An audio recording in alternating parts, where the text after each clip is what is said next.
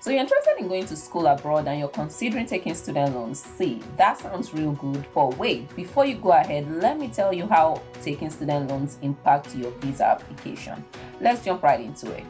So once you've gotten the admission offer from your school and you've accepted the admission and everything is all set, you start thinking about visa application, right? So in the process of applying for visas, for a student visa, you need to get some documents ready to provide the embassy.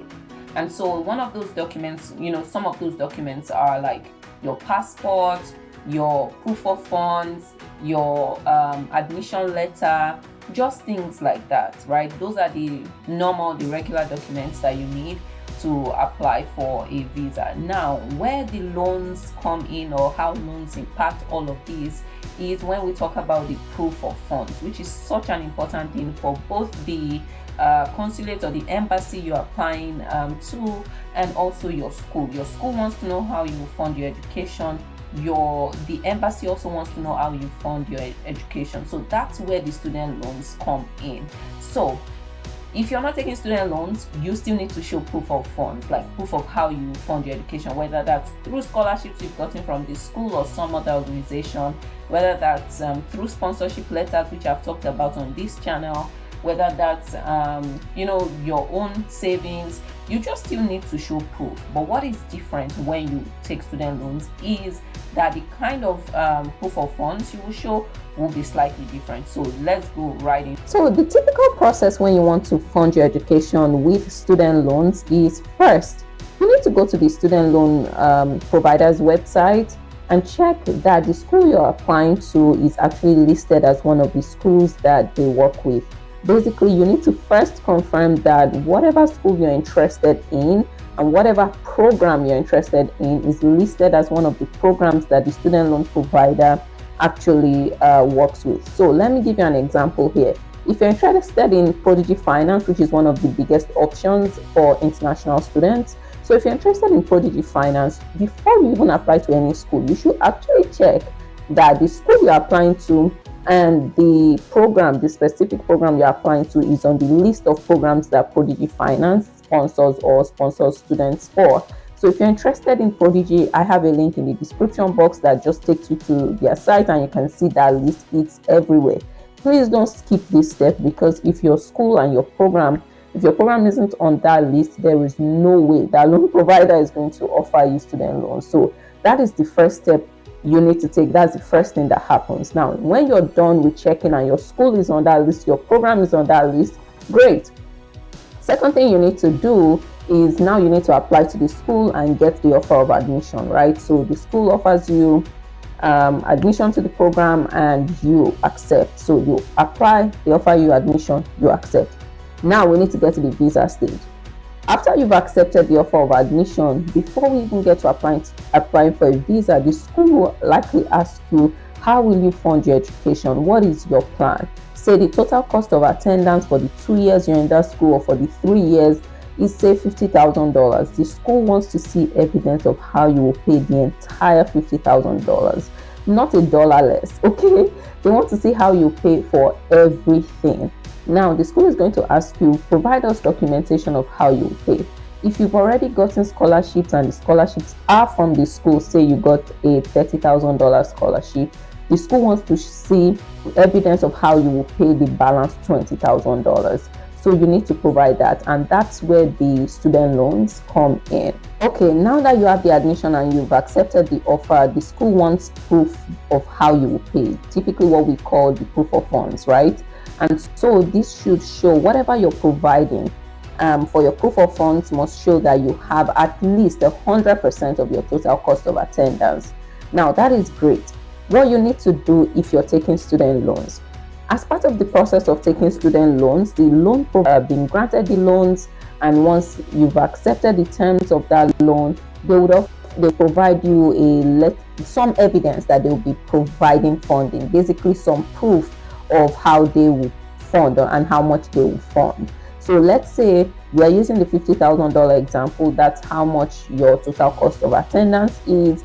You need to, and say you got scholarships of $20,000 from the school, you need to show the school proof of how you pay $30,000. Now, let's say you're taking a $30,000 loan for the 2 or 3 year period you're in that school.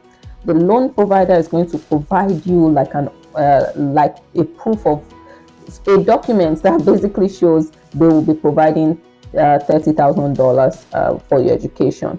Now, that document is what you need for your visa application.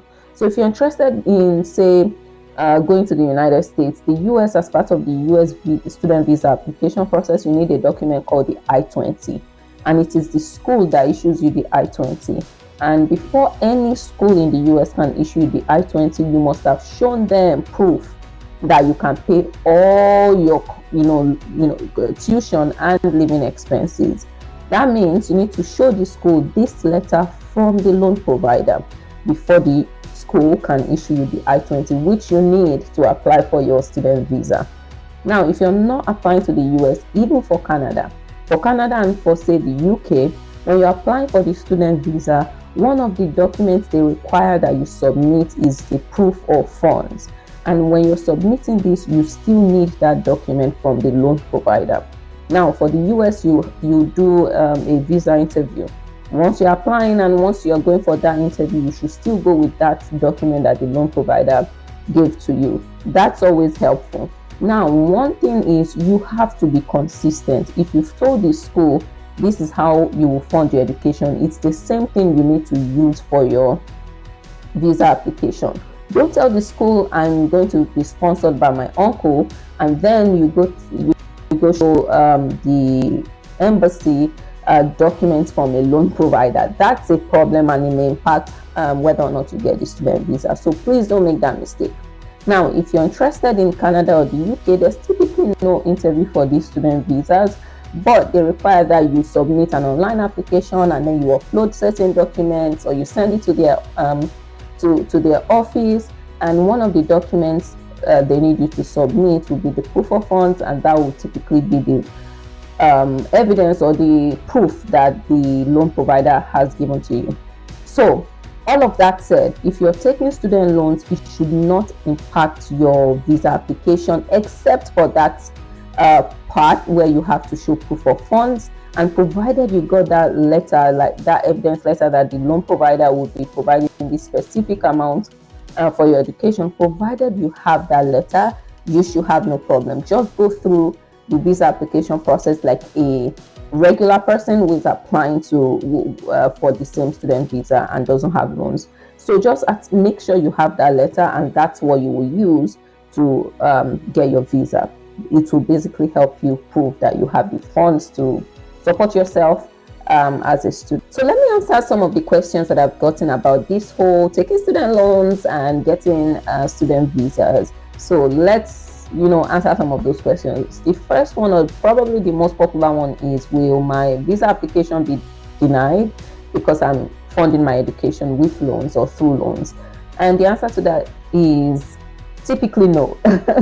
It's typically no, because like in the US, people have funded their education through with loans for so many decades, probably centuries, but decades. People have funded education with student loans for so long that it's so normalized. It's so normal. Now, your application could be denied for many other reasons related to this, but just because you're funding your education mostly through loans shouldn't be the reason why your application will be denied. So let's talk about the next question. So another question I've gotten is, if I fund my education with student loans and the visa officer, in this case for maybe the US where you do a visa interview, if the visa officer asks me like, how will I repay these loans, what am I going to say? And this is a tricky one, okay? You don't want to tell them something like, oh, I will stay back in the US and pay back. Even if that's your plan, that's not what the visa officer would want you to say, because as a student, you need to prove to them you still have home ties and you're willing to leave the country and go back to your home country after studying in the US. Now, if they ask you that question, you have to really be prepared before you go for your interview on how to answer. But one of the things I would say, and which was my plan at the time, I don't remember if I was asked, but this was how I planned to answer. So let me share that. And if you have gone through this process and have other ways to answer this question, just put a comment and let's help other people in this community that we're building. So how I plan to answer that question is, hey, with this degree I'm going for, I have noticed that people in this industry that I'm working in, or the industry I was working in at the time I was doing this interview. So basically, in this with this new degree I'm going for in the US, and what I've noticed is a lot of people in my current industry, once they get this degree and work and come back to Nigeria at the time to work in this industry, I noticed this amount of pay increase, or like this amount of earnings that they get. And so my plan is, with this degree, this opens a new world of opportunities to me, and I'll be able to get the kind of jobs or build the kind of companies, if that's your own plan, build the kind of companies that would allow me earn enough to be able to pay back these loans over maybe 10 years. So that was my plan. I don't remember if I was asked, but that was how I planned to answer at the time. And I think this is a good answer, because basically you've said what you've noticed, and you can prove to them you've done your research. And people in your industry, when they get this degree from, say, the US or Canada, they can come back and earn this much. And once you're able to prove that and explain that to them, I don't think it should be a problem. But again, I don't remember if I was asked, and let me know if you have better ways of answering this question. So that's the other question that I've asked, that I've been asked many times by people in my YouTube community. A lot of you want to know, how to answer that question. So let's go to the third question. So another question I've been asked multiple times is something around like, how do I show these home ties, that I still have ties to my home country if I'm taking student loans? I don't think that taking student loans directly implies that you don't have ties to your home country. People can assume that because you're taking student loans, you may want to stay back in, say, the US or Canada or the UK and get a job paying in that currency, the currency in which you're taking the loan, so you can easily pay back. Yes, that's a fair assumption, but you can't just conclude that because someone is taking student loans, they will remain. So your job, if you are asked anything related to like your home ties, you need to prepare, like you need to ask yourself before the interview, what ties you to your home country, or what, whether or not that's your plan, but like what are the biggest ties you have to your home country. And for me at the time, my biggest tie was my mom, and or is still my mom. My biggest tie to my home country is my mom, and I was prepared to kind of say something around like, I would always be tied to this country because my mom is here. She's not moving anywhere, and it's important for me to come back home, or to have some ties with like working in Nigeria and things like that. So, but all of that to say, taking student loans it doesn't directly mean that you will not return, except you prove to the officer that you indeed don't want to return, which is what you should not do no matter what. Don't help them feel like, if I approve this visa, this person is like running away, what we call japa. Don't do that. So those are the questions I wanted to answer in this video. Okay, so you have heard everything I've said about student loans. If you have any questions about getting visas, or you even have one of these random questions you think the visa officer will ask you, and you want to know what I think or how I would answer such a question, go to the comments now and drop me a question, and I'll answer it. Another thing you can do is you can join my email list. I want to start organizing these live sessions, or like Zoom sessions for 30 minutes or 1 hour, where you can just drop in on Zoom and ask me any questions that you have. But this will be strictly for my email gang, okay? So please go join if you're interested in some of those live sessions or classes that I'll be doing this year. Click the link and join the family. Or if you have any questions, drop it in the comments and I'll attend to that question, and I'll let you know if it's something we need to take offline. But that's it. Hope you liked today's video. Don't forget to give it a thumbs up and don't forget to subscribe.